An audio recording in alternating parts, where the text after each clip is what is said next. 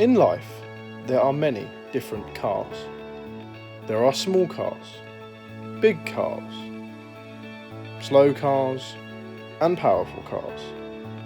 But sometimes you get a car that was never going to turn heads. It was never going to go down in history. But once a car is considered part of the family, it'll be remembered forever. A car that has been around the world 5 times. A car that has taken us on many holidays, carried many people, and been scratched over 40 times. 17 years later, she's still going strong. And this is that very car.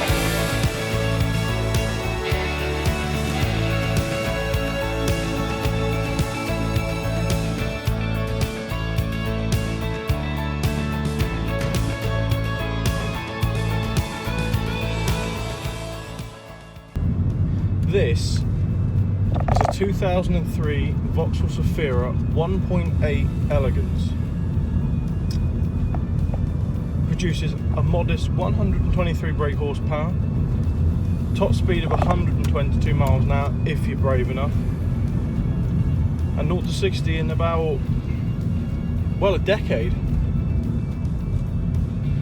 For its age, it's quite well equipped. It's got electronic sunshine roof, which doesn't work. It's got electric windows, all of one work, and the air conditioning that does work. It's about the only thing that does work in here.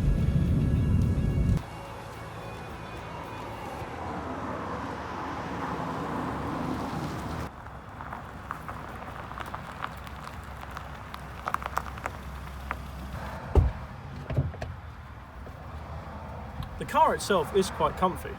It will seat 7 with a small amount of luggage, and the rear seats fold flat, practically turning into a van. But if we come around here, you'll find in the boot we have a cubby hole, which contains a 12-volt socket, which means we can grab our travel kettle, plug it in, and have a nice cup of tea. The UK really is pleasant this time of year.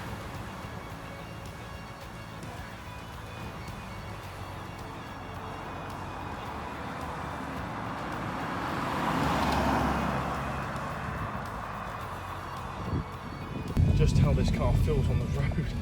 It's so agile. You can just chuck it into the corners. Like, there is a lot of body roll, don't get me wrong. You're going to get that with a car of this size, but it's just the chuckability of this car. It honestly reminds me of driving a Ford Fiesta or something like that. It's so chuckable. And it just soaks up bumps so well, like the suspension in this. Although being a common fault I have noticed over the years, a lot of rear springs have broken on this car. But it just soaks up the bumps so well. You go around a corner and it's not even upset by them. That just amazes me that it can soak them up that well. You know, just these long sweeping corners in this lane. This is so much fun. Now, when this car was new back in 2003, it was one of the best in its class for MPVs for boot space. And as you can see, it is quite a big boot, especially if you want to transport something quite heavy and large. But we can't just put a suitcase in the back and some camping chairs and some beach stuff, can we? No, I wanted to go a bit further than that. Find a test that really showed you how practical this car is. So I thought, what if you own this car, but you're a human trafficker? So as we know, when the rear seats in the boot are folded up, you know you can quite happily fit 2 extra humans. But, like I said, say you want to transport an extra human being, well, they're not going to fit in that space between the rear seats and the boot lid, and someone's going to notice. Neighbourhood watch for sure. This car by standard does come with roof bars actually embedded into the bodywork, which means that you can fit a roof rack, which is quite helpful, because if you have got the 7 seats up, as we saw earlier, boot space is restricted, so you may benefit from a roof box if you're going away. But in saying that, if you're a good enough parent like mine were, you'll just tell everyone to hold a bag on their lap and deal with that. So I don't know what you have to worry about, really.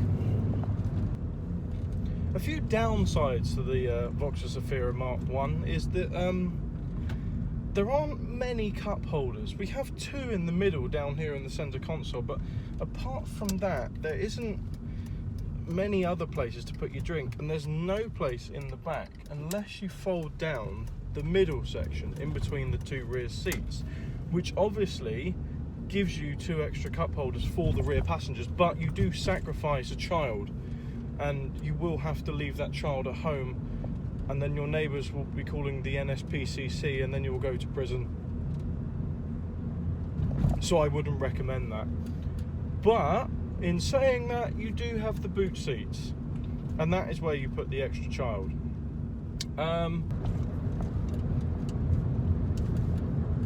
Another downside to the car, it does feel like it needs a 6th gear. Like really, when you're sort of travelling along here, 50 miles an hour, you're already at 2,500 RPM in 5th gear, and you can't do anything about that. You have to stay in 5th.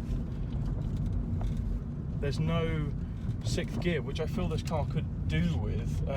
Might make its MPG a bit better, who knows, but I feel like it would probably run out of torque if you had another gear. See, there you go, I wanted to change up again, but it's just not happening.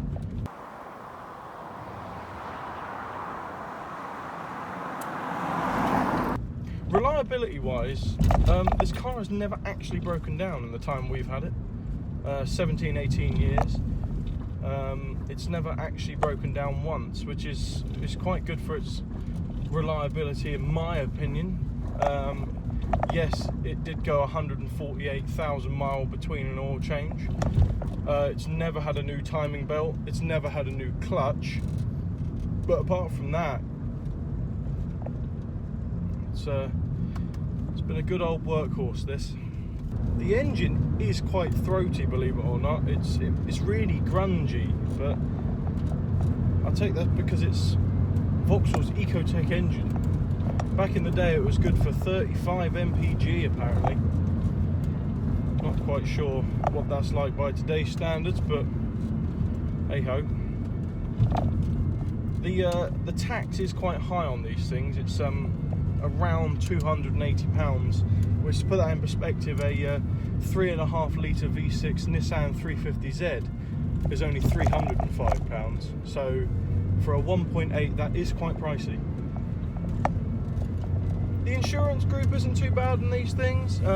Let's be honest, it's never getting stolen, so you don't really have to worry about that. But obviously, being a family car, it is going to spend most of its time in a supermarket car park, and let's be honest, that's where we find the worst drivers, so it is going to get dinked. And trust me, this car has been dinked.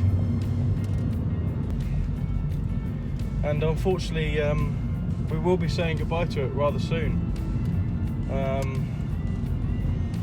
Yeah, the sunroof doesn't open, the temperature gauge for the engine doesn't work, the seats look like they've got more chocolate brownie on them than a patisserie shop, but it's become part of the family, and that is what I think makes a car special. You don't see it as a car anymore, you actually see it as part of the family. And when this car finally does have to go off to, well, the scrap heap, because let's be honest, we're never selling it, it's going to be a sad day. I'm going to miss the old beast. It's going to be a sad day, I think. So many great memories in this car.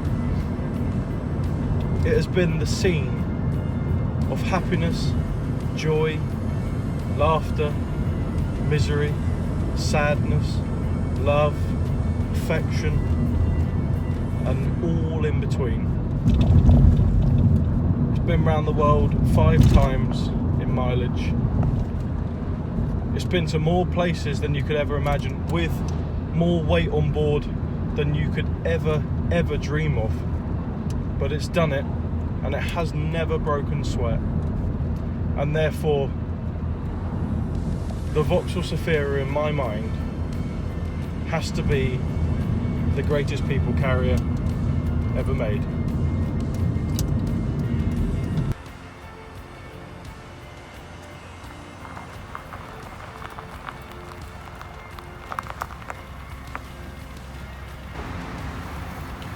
So, the Vauxhall Zafira. It's practical, it's comfortable, most importantly it's safe. And I really do think it is the best people carrier ever made. Ladies and gentlemen, my mum's Mark 1 Zafira with a glued shut sunroof. Take care, goodbye.